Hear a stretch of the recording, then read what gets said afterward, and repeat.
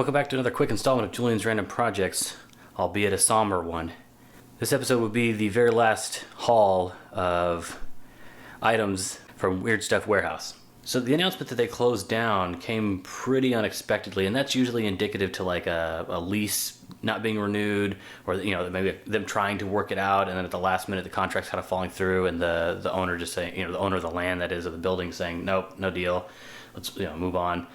Or I've got somebody else breathing down my neck with an offer I can't refuse, and you guys can't match it, so it is what it is. So I don't know that for a fact, but being there in person and seeing some of the employees, they were definitely caught off guard, and the place looked like it was just like it always is. It wasn't set up to move things quickly, or it wasn't like things weren't like a fire sale. Although on the day they were giving some pretty amazing deals to folks that showed up, and they were dispelling rumors. If you're watching this and you live in the Bay Area and you're thinking, oh, I heard they were going to go down to Morgan Hill, or I heard they were selling it all off to such and such, or so this place.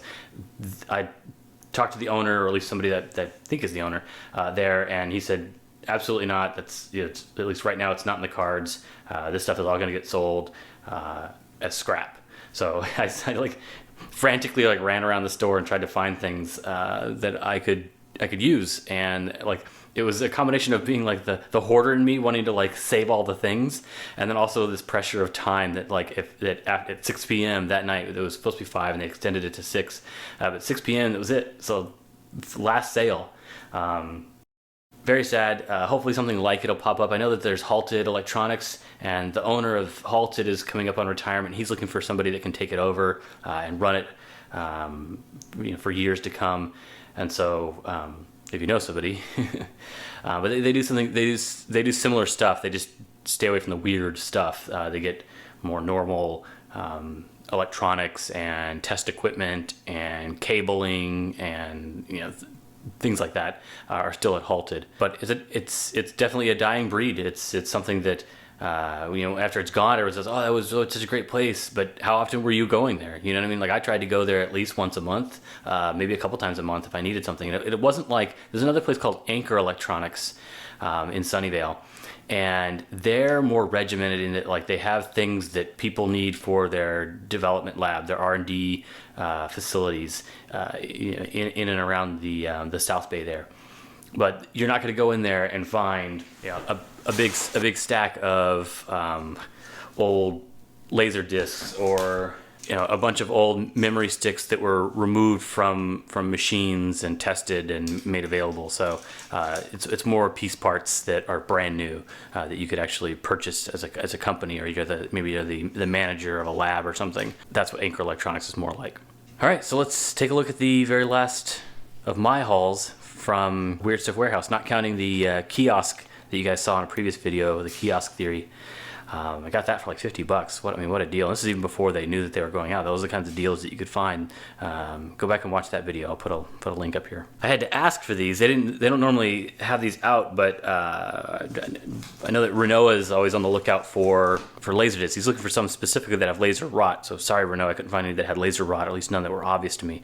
And they also somebody else snagged them, and they offered them to me, or at least as a trade or something, and I declined. But there was a bunch of pornographic laser discs, from Penthouse and some others, and I'd never seen that before in my life.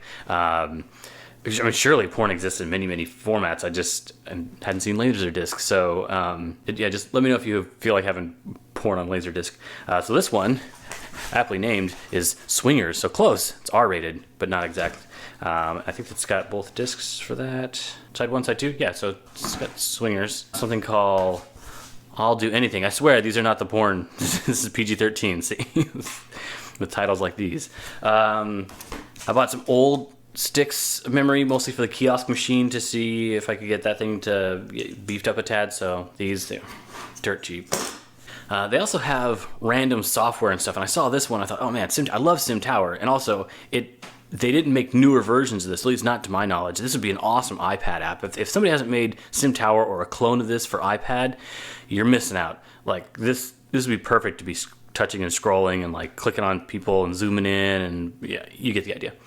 I bought this because it's probably from the period, Windows XP, Windows 95 type era. It's when Windows 95 was when I was playing this thing. I was addicted to this game. I had, it was like super wide and tall, and I had like movie theaters up top, and it was crazy.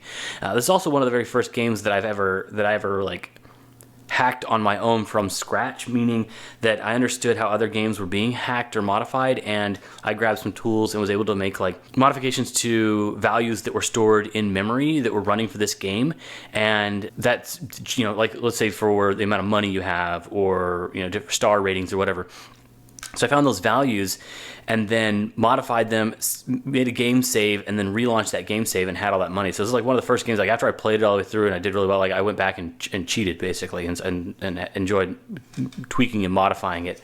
It was a blast. Now, it has a big chip out of it, and so we will see if, one, I'm hoping that because discs are written from the inside out this way, I'm hoping that the information stops about here and the rest of this is just dummy data to fill up the disk, or all zeros or something.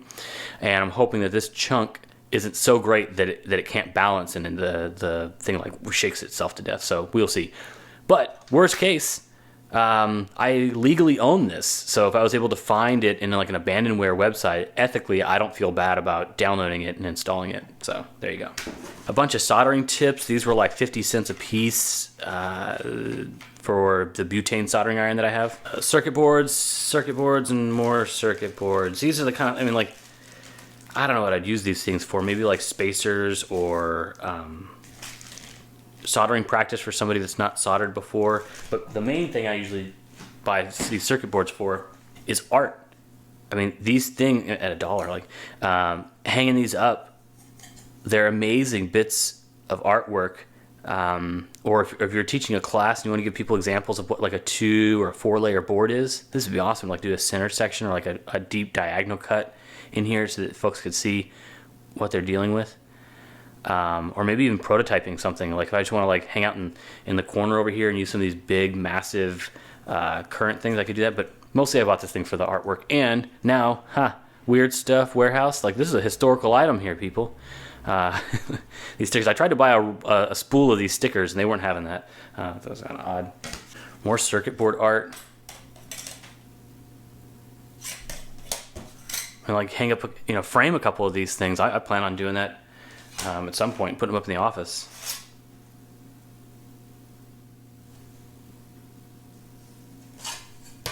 Look at these things. Man. No telling what was supposed to be installed on here. You guys want to hazard a guess down in the comments? What you think this probably was? This, I recognize this like laying in a bin upside down because I've messed with these before.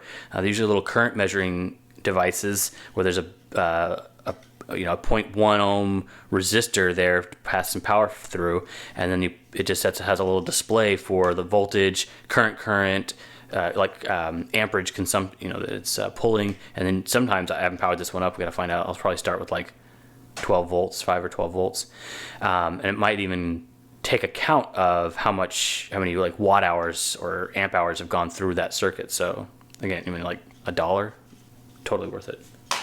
Saw a bunch of these like brand new in their packaging. They had hundreds and hundreds of these in like a massive kind of like beep beep, like a pallet, good pallet. And I was like, what the heck are those? So opened them up and found that they're like industrial clamps. You'd put a pipe in here, or like a stationary pipe, and then you'd be able to put a second pipe on the other side. So like, even the tripod you guys are sitting on right now, I could bolt this to one of the legs and then something else to this side, maybe like another battery pack or a lamp, or who God only knows what. So I got these for just a few bucks. You can't make this. Look at this thing. It's like solid aluminum, machined, very nice. Bit here, protected nut on that end. You can't make this for just a couple dollars anymore. So, or it's got 10. No way they charge me 10. I got all the stuff you see here I got for like $30. So there's no way that they charged me $10 for this thing. But even at $10, I would have paid that before they were going out of business. So totally worth it. And one of these.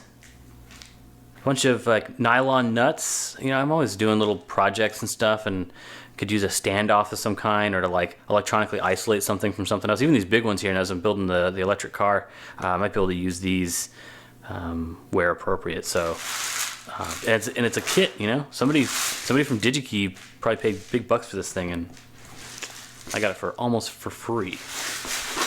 So, and then last but not least, I got the I'd seen these there for the longest time, and they wanted like $5 per, and that makes these 50 cents a disc. And I don't know, I wasn't sure if this particular version of Memorex was going to work, but these were all $1, and I got about 10 of them, mostly because of this cool little tin that comes in here.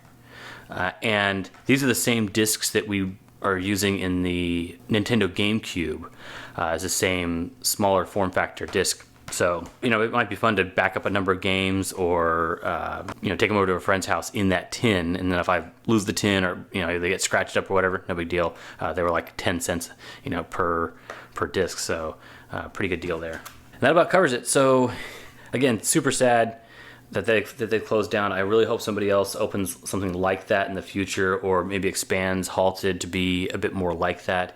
It's all about location too. I mean, if something like Weird Stuff or Halted was down in Morgan Hill, it might not be as successful. I don't know that people in the Sunnyvale, San Francisco, kind of Palo Alto area are going to drive all the way down there just to get little knickknacks and things. They'll just go online and order them and make their company pay for it and overnight it if it's really important. So it's definitely a niche kind of thing. Maybe some amalgamation of having a store like that and having a really strong online presence. I know that back in the day they used to auction off lots, like big chunks of their stuff, but they didn't let you go through it. You just saw like a photo of the thing on their website, and you kind of had to like guesstimate how many oscilloscopes were in there and whether or not they worked or not. But you know, if they had really tech savvy folks that wanted to put some stuff online, maybe, I don't know, maybe somebody could open something like that in the future. I don't know. If you've ever gone to Weird Stuff Warehouse and enjoyed it, I mean, tell your story. Let me know in the comments. Let me know what kind of things you bought there, what projects came out of it, whether or not you knew the place closed down or not. If this is your first time you've heard of it, you know, let me know in the comments. And my heart goes out to the employees there. I mean, a number of them were like, you know, near tears toward the end. Like this has been their life for a long time. It was sad to see. So if you want to show your support, you know, make with a thumbs up down at the bottom. And again, let us know what kind of stuff you were doing at Weird Stuff Warehouse. I will leave you with the very last announcement over their PA system at Weird Stuff Warehouse.